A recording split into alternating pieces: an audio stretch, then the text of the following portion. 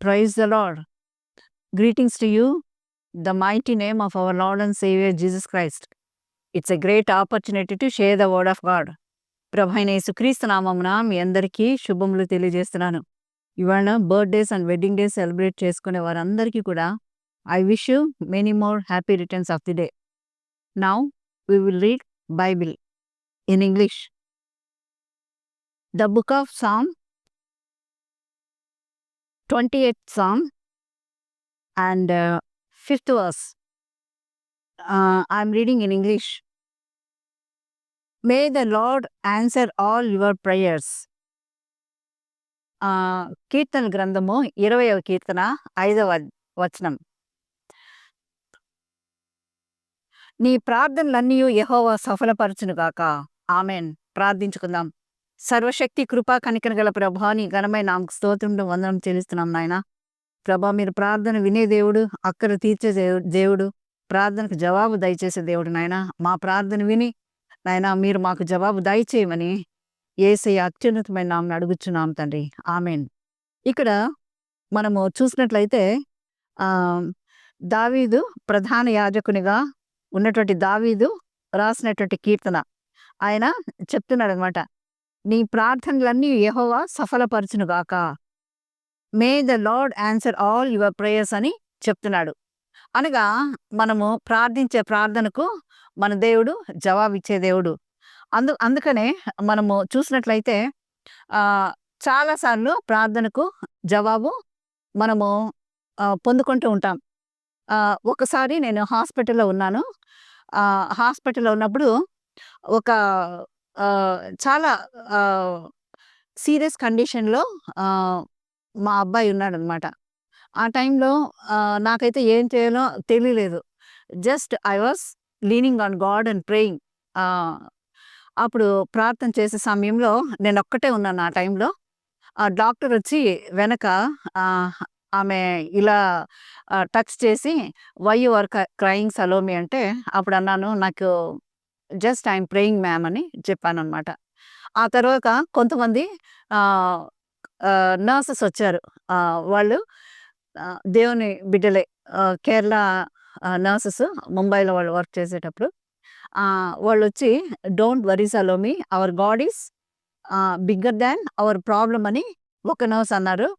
మళ్ళీ ఇంకొక ఆమె నన్ను దేవుని వాక్యంతో our God is he is compassionable God, he will touch your son అని ఒక నర్స్ నాకు ఆమె ధైర్యం ఇచ్చినారనమాట. అప్పుడు నిజంగా నాకు కొన్ని వండర్స్ బైబిల్లో జ్ఞాపకం వచ్చాయి. అవేమిటంటే, మోషే ఆయన ఇజ్రాయేలీలను ఐగుప్తు దేశం నుంచి కానానుకు నడిపించేటప్పుడు ఆయన ఎర్ర సముద్రమును ఎడారిగా ప్రార్థన చేసినప్పుడు దేవుడు మార్చినట్లు చూస్తున్నాం. శత్రు సమూహము వెనక నుంచి వారిని తరుముకొని వస్తున్నారు. అప్పుడు ఈయన ప్రభా, వెనక శత్రు సమూహం ఉన్నారు, ముందు ఎర్ర సముద్రం ఉంది, మేము ఇప్పుడు ఏం చేయాలన్నప్పుడు దేవుడు ప్రార్థన చేయమన్నప్పుడు ప్రార్థన చేసిన వెంటనే ఆ యొక్క ఎర్ర సముద్రము ఎడారిగా మారినట్లు మనం చూస్తున్నాం. అనగా ఈరోజు సైంటిస్టులు ఏ విధంగా అది మారిందని చూసినప్పుడు, ఒక విండ్, బలమైన గాలి రావడంతో అది 2 పార్ట్స్గా చేయబడింది. ఆ యొక్క రెడ్ సీ 2 పార్ట్స్గా చేయబడినప్పుడు వీరు ఇజ్రాయేలీల జనము ఆ ఒడ్డుకు చేరుకున్నారు. అయితే వెనక వచ్చేటటువంటి శత్రు సమూహమైనటువంటి ఐగుప్తీయులు మధ్య సముద్రంకు ఆ యొక్క రథముల్లో వీళ్ళ తరుముకుంటూ చేస్తూ వచ్చినప్పుడు, ఆ యొక్క మధ్య సముద్రంకు వీళ్ళు వచ్చినప్పుడు వాళ్ళు ఒడ్డుకు చేరుకున్నారు ఇజ్రాయేలు. అప్పుడు సముద్రం అంతా ఏకం అయినట్లు మనం చూస్తున్నాం. అంటే శత్రు సమూహాన్ని దేవుడు అక్కడే వాళ్ళని ముంచేసినట్లు చూస్తున్నాం. ఈ రోజుకు కూడా ఆ యొక్క ఎర్ర సముద్రంలో అక్కడ వాళ్ళు వాడినటువంటి రథముల యొక్క చక్రములు అవన్నీ కూడా ఐరన్వి ఇప్పటికీ కూడా ఆ యొక్క సముద్రంలో ఉన్నాయని సైంటిస్టులు చెప్తున్నారు. అదేవిధంగా మనం చూసినట్లయితే ఆయన కార్యములు ఆశ్చర్యములు, ఆయన కార్యములు గొప్పవి, ఆయన కార్యములు ఉన్నతమైనవి. అందువలన బైబిల్లో కొంతమందిని మనం జ్ఞాపకం చేసుకున్నట్లయితే యోనాను మనం చూస్తున్నాం.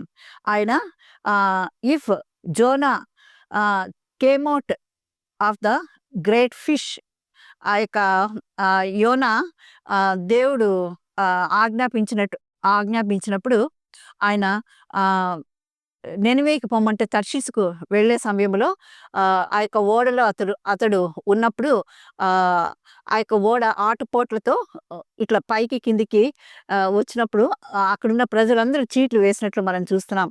ఆ యొక్క చీట్లు వేసినప్పుడు యోనా మీదకొచ్చినప్పుడు అతడన్నాడు, "నన్ను సముద్రంలో పడవేయమన్నాడు."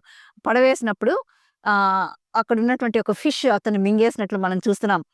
3 రోజులు యోనా ఆ యొక్క ఫిష్ కడుపులోనే చేప కడుపులో ఉన్నట్లు బైబిల్ గ్రంథంలో మనం యోనా గ్రంథంలో చూస్తున్నాం. తర్వాత మూడవ రోజు అతడు ఆ యొక్క నీచు వాసనలోనే మోకాళ్ళుండి ఆహ్, చేప కడుపులో ప్రార్థించాడు. అతడు మూడవ రోజున ఆ యొక్క ఫిష్‌కు యెహోవా దేవుడు ఒక ఒడ్డుకు చేరుకొని యోనాను కక్కివేయమన్నప్పుడు అతడు సజీవంగా బయటపడినట్లు చూస్తాం. చాలామంది అనుకుంటారు ఏ విధంగా 3 రోజులు కడుపులో యోనా ఉండగలిగినాడని. అయితే ఈరోజు నీవు నేను ఇంకొకటి మనం గమనించాలి. మనం గూడా తల్లి గర్భంలో 9-10 నెలల వరకు తల్లి గర్భంలోనే ఉంటాం. మనము 9 నెలలు, 10 నెలలు ఉన్నప్పుడు యోనా 3 రోజులు మాత్రమే ఉండడానికి సాధ్యమని వ మనం చూస్తున్నాం. ఇంకా మనం చూసినట్టయితే డానియేల్‌ని మనం చూస్తున్నాం. డానియేల్ కూడా సింహం బోనులో ఉన్నప్పుడు ఆ యొక్క సింహాల నోళ్ళను దేవుడు మూసేసినట్లు చూస్తున్నాం. ఇంకా లాజర్‌ని మనం చూసినట్లయితే నూతన నిబంధన గ్రంథంలో అతడు చనిపోయినప్పుడు ఆయన ఆహ్, లాజరు నిద్ర నుంచి లేచి బయటికి రానప్పుడు అతడు బయటికొచ్చినట్లుగా మనం చూస్తున్నాం. ఇంకా మనము చూసినట్లయితే అనేకమైనటువంటి అద్భుతాలను చిన్నదాన లెమ్మని, తబితా లెమ్మని ఒక అమ్మాయిని లేపినట్లుగా కూడా మనం చూస్తున్నాం. ఈ విధంగా ఎన్నో అద్భుత కార్యములు దేవుడు చేశాడు కాబట్టి, విశ్వాసం కలిగి ఈరోజు మనం ప్రార్థన చేసినట్టయితే తప్పకుండా దేవుడు నా ప్రార్థన విని మన కన్నీటిని తుడిచేటటువంటి వాడు. కనుక దేవుని యొక్క వాక్యంలో నీ ప్రార్థనలన్నీ యెహోవా సఫలపరచును గాక అని మనం వింటున్నాం. God will answer all your prayers. కాబట్టి విశ్వాసంతో మనం అడిగినట్లయితే దేవుడు తప్పకుండా మన ప్రార్థనను వినగలడు. ఈ యొక్క లెంట్ డేస్‌లో అటువంటి కరమైనటువంటి ప్రార్థన మనం చేస్తూ, మనము దేవుని మహింపరుస్తూ మన యొక్క జీవితంలో ఆశీర్వాదాలను పొందాలని దేవుడు మనల్ని కోరుచున్నాడు. అటువంటి మంచి ఆత్మీయ జీవితంలో దేవుడు మనల్ని ముందుకు నడిపించును గాక. ఆమేన్. God bless you all. Thank you.